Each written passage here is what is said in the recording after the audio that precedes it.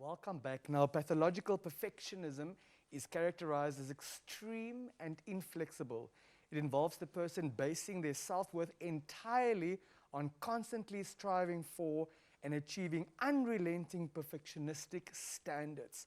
Joining us with more on this is clinical psychologist and the Chief Executive Officer of Geluk Psychology Services, Edwina Mensah-Husselmann. Good morning, ma'am, and welcome to Good Morning Namibia. Good morning, Denver. Thank you for having me. Help us understand in layperson's terms, what exactly is perfectionism? It's the doctrine that we believe that high standards, very, very high standards, are attainable for all of us, and we strive towards that. So we have the expectation, sometimes realistically and sometimes unrealistically, that we should perform, behave morally, spiritually and physically in a very excellent fashion, and that we should be flawless as human beings. Am I hearing you correctly that very, very high standards are indeed not attainable by all of us all the time? Of course, because we have a different mental capacity as human beings as we are created. We have a unique skill set as a person. We have unique experiences, and we had unique opportunities to exercise and to perfect certain skills in life. So it varies, yet we feel because by default we are human, we can attain or do anything, which is most likely if we put our minds and our efforts and our faith towards that. But yet it is not equally attainable for all of us. All the time? Yes. Yeah. In practical terms, please give us a rundown of some of these perfectionism strivings. First of all, Denver, it believes that we should not be able to make mistakes. It is unforgiving. It is not allowed to make mistakes. And the common factor is that in terms of perfectionism, it is so high, it is so unattainable that it breaks down the self-esteem. So we strive to be this God, or to be inhuman, or we strive also to be robotic, that every little detail of our being in exerting ourselves in life should be spot on, should be, like I said, flawless. Sure. Spot on and spotless. Spotless, yes. Yeah. That's well said. Is perfectionism, bearing all of these factors in mind, healthy at all? Yes, definitely. It strives us within, in terms of our internal drive. It motivates us. It makes us to produce excellent work. It makes us more conscientious as we journey and we move along through life, in order to, like we say, eliminate some of those mistakes and not to be negligent. It also pushes us, it challenges us to grow and to strive towards our optimal functioning in terms of our unique being, like I said, how we have been created. So definitely there's a positive where we reach and we have achievements at the end of the day. So if you don't strive towards excellence and you are not perfectionistic in some sense, you cannot produce something good, something above average. And it says that athletes and artists especially have very high standards for themselves, and no wonder they produce such wonderful deliverables, outputs and achievements. So now the next question, of course, is when and under what circumstances would perfectionism that's healthy ordinarily, because it helps us strive towards excellence, become pathological? It is, like you said in your introduction, when it becomes crippling. When something good start to count against you, and you don't reach the goals, when you don't maintain a healthy balance. So you become overly goal-directed, and that depletes your resources as a human being in terms of your mental functioning, We've heard about insomnia. We've heard about that you have mental, physical fatigue and also burnout.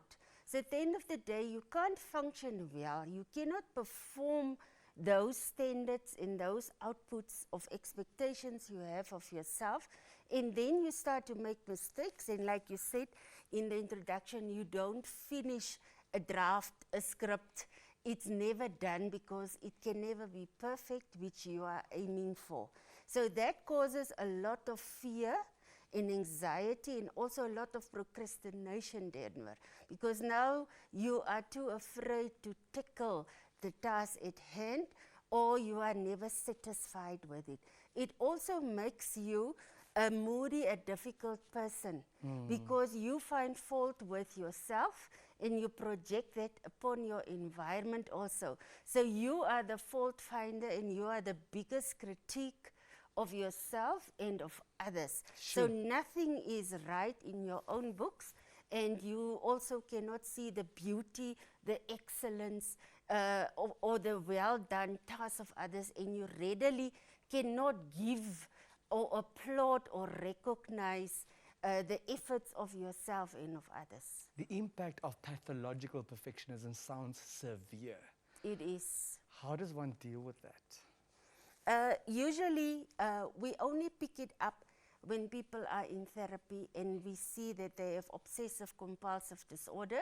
We label each other OCDs all the time.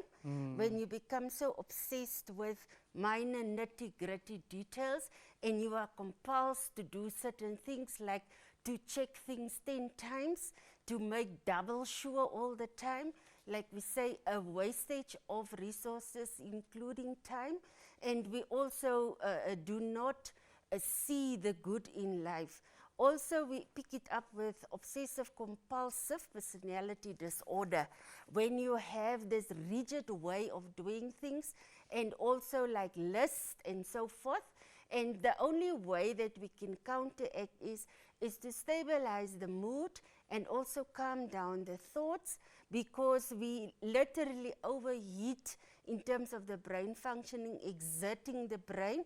So the only way we can do that is to prescribe anti-anxiety, because it's anxiety that drives that obsessive compulsive behavior, and with that it even escalates. So we can balance out the mood and we can learn new skills in terms of relaxation, mindfulness, stress management, and so forth. Wow. What about cognitive behavioral therapy as a possible intervention to deal specifically with pathological perfectionism? Yes, definitely, when we recondition the mind in terms of, like I said, the way that we think, that we see that I don't need to tick all the 10 boxes, but 8 is excellent enough. And we retrain then the human being and the person's mind, like they say, rewire the mind. Basically, hypnotizing or brainwashing the mind to say, this is the cutoff point, this is the boundary for myself in terms of what I need to do and what I need to attain. And also some self-esteem work. A cognitive behavioral therapy is very based on the correction of the behavior, including the thinking, the locus of control, and also our perspective. But what can also be aiding is to resolve the underlying traumas that feed such OCD or OCD personality disorder or traits thereof. That is very important to resolve those past traumas, because the wounded child within us makes us these broken adults. So that is always for me the solution in terms of psychodynamics. Let's accept that Denver Kisting has a problem with pathological perfectionism. Very often he's the last person, because of a lack of self-awareness, to realize that he has this challenge. Everyone around him realizes this. How can I become more self-aware so that I can identify there's a challenge here, that I can seek psychotherapeutic intervention? It is about introspection all the time, Denver. That to become more self-aware of our actions, our thinking, Do we have this negative internal, as they say, conversation with ourselves? What is the feedback that we get from the environment as well? We can look at our desk. Some perfectionists, it's easy to see everything is in a straight line. Does the portrait hang skew or straight? Those type of common indicators that we can find online. But we also need to be attentive of what people say about us. Or what they don't say, perhaps. Or what they don't say, yes. So if you walk into somebody's home and the person starts to scramble around to make everything neat and tidy, that might be an indicator that you might be perfectionistic. Or in the office space as well. If you enter the room and everybody becomes quiet, maybe you are the drill master calling everyone to order. So those are those small clues that one can surely find online to self-assess in terms of checking in with the internal self and the extended self in terms of what people say or do or don't, as you rightfully have said, Denver. Edwina, you always empower us with such amazing skills. Any final remarks this morning, please?